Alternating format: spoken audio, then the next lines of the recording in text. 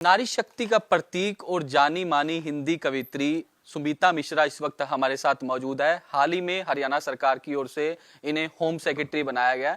किस तरीके की इनकी प्रायोरिटी रहेगी और क्या कुछ चुनौतियां जो है वो देखते हैं, इस वक्त हमारे साथ बातचीत करने के लिए होम सेक्रेटरी सुमिता मिश्रा जी मौजूद है। मैम, किस तरीके की प्रायोरिटी जो है आपकी रहेगी और चुनौतियां क्या देखते हैं, क्योंकि जिस तरीके से किसानों की ओर से ऐलान कर दिया गया कि हम शंभू बॉर्डर से दिल्ली जाएंगे, तो किस तरीके से देखते हैं? आप पकड़ेंगे या देखिए, सुरक्षा, आम नागरिक को सुरक्षा प्रदान करना किसी भी सरकार के प्राथमिक दायित्व में से है। और हरियाणा वैसे तो काफ़ी एक शांतिपूर्ण प्रदेश है। हमारी लॉ एंड ऑर्डर की स्थिति काफ़ी अच्छी भी है, पर चुनौतियां तो निरंतर लगी रहती हैं। अभी सबसे बड़ी चुनौती जो हमारे आगे है, वो जो आपने जिक्र भी किया कि किसान जो दिल्ली की ओर मार्च करने की उन्होंने जो आह्वान दिया है, तो हमने किसान लीडर से भी हम लोग ने रीच आउट किया है।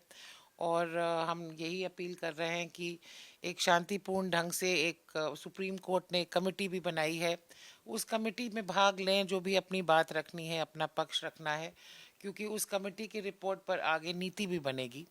तो एक सिस्टम है जहाँ पे बातचीत से ये जो भी समस्या है वो सुलझाई जा सके।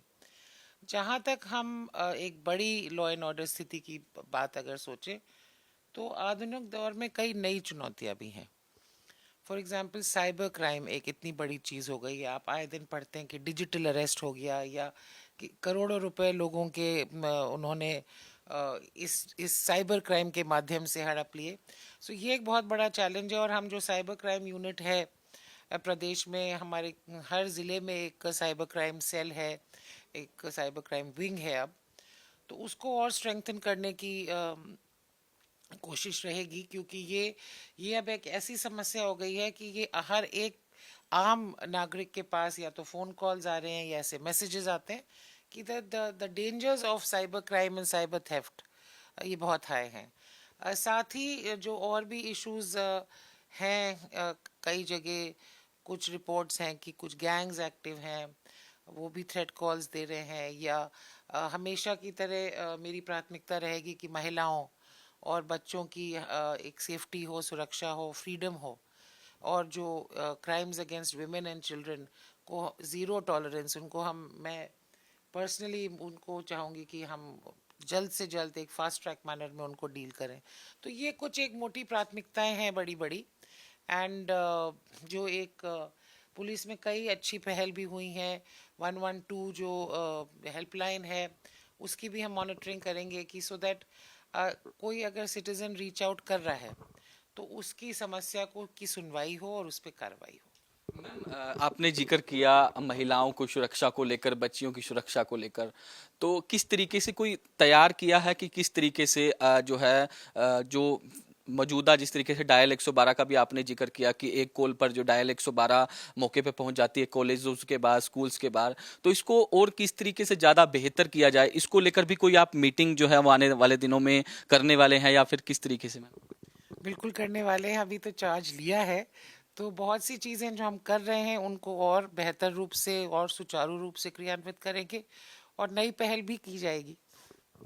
जिस तरीके से किसानों की ओर से कल आंदोलन का ऐलान किया गया कि हम दिल्ली जाएंगे, मीटिंग्स भी हुई, अपील क्या करना चाहेंगे उनसे कि किस तरीके से वहां शांतिपूर्ण बैठे रहे, क्योंकि अभी दिल्ली की ओर से उन्हें परमिशन नहीं मिली है?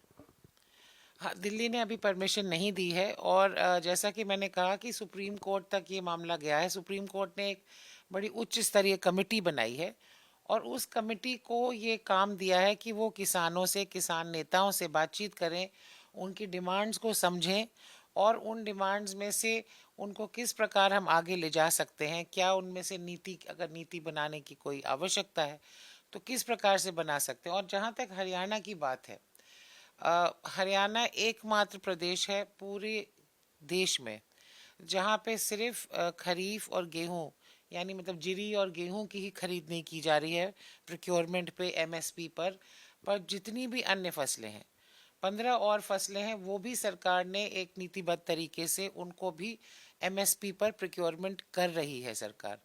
और जहाँ कहीं भी प्राइस एमएसपी से नीचे जाता है, अव्वल तो जो हमारी ये दलहन है, तिलहन है, उनकी मार्केट प्राइस जो है वो एमएसपी से ऊपर ही रही है, पर जहाँ कहीं भी गिरती है या कम होती है, गवर्नमेंट इज परचेजिंग।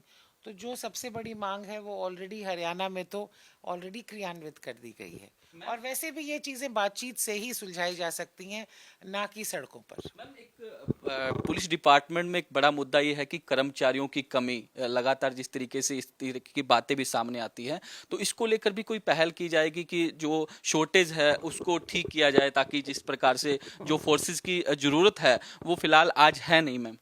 बिल्कुल, लगभग 20,000 की वैकेंसी पोजीशन है, और इसको भी हम टैकल करेंगे।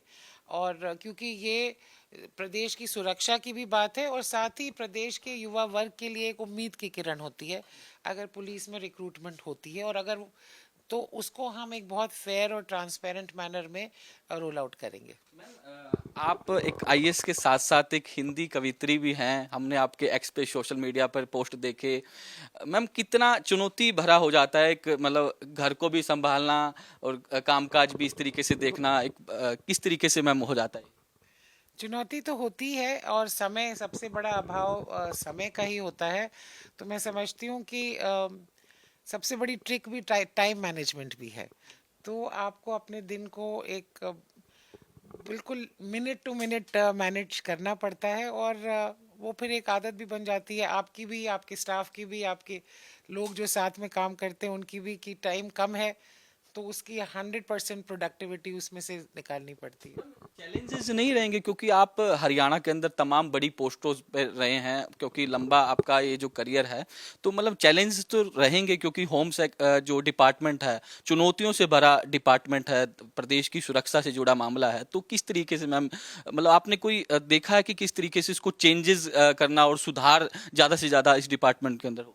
देखिए, सुधार की स्कोप हर जगह रहता है, और सुधार के लिए सबसे पहले ज़रूरी होता है उस विभाग को समझना, उस विभाग को समझना, उसके कार्यक्षेत्र को समझना, चुनौतियों को समझना, और मुश्किलों को भी समझना, क्योंकि कई बार जो आपका स्टाफ है उनकी भी हमें समस्याएं समझनी चाहिए अगर हम उनसे बेहतर आउटपुट चाहते हैं।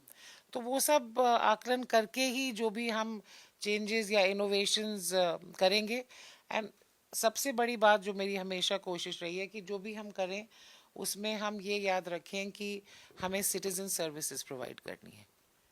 तो वो एक सिटीजन सेंट्रिक अप्रोच रहेगा मेरा इस विभाग में भी, कि हम कैसे बेहतर सुरक्षा, बेहतर सर्विसेज, एक पुलिस की एक इमेज और एफिशिएंसी, और एक ईमानदार फोर्स जो लोगों और समाज के प्रति समर्पित हो। एक आखिरी सवाल लूंगा, दो हिंदी की कविता की पंक्तियां आप हमारे दर्शकों को सुना दीजिए, संघर्ष को लेकर भी किस तरीके से आगे बढ़े या फिर जो चुनौतियां आती है उसको लेकर मैम। देखिए, ऐसा है, दफ्तर और कविता अलग अलग चीज़ है, तो यहाँ मैं आपको कुछ नहीं सुना पाऊंगी। आप स्कीमों की बात कर लो, वो हो सकता है कविता के लिए जब लिट फेस्ट में बात होएगी तब सुनिएगा। बातचीत करने के लिए तो ये थी हमारे साथ होम सेक्रेटरी सुबीता मिश्रा, जिन्होंने इंडिया न्यूज हरियाणा के सवालों के बेबाकी से जवाब दिए। चंडीगढ़ से वीडियो जर्नलिस्ट जतिन के साथ साहिल रुखाया, इंडिया न्यूज।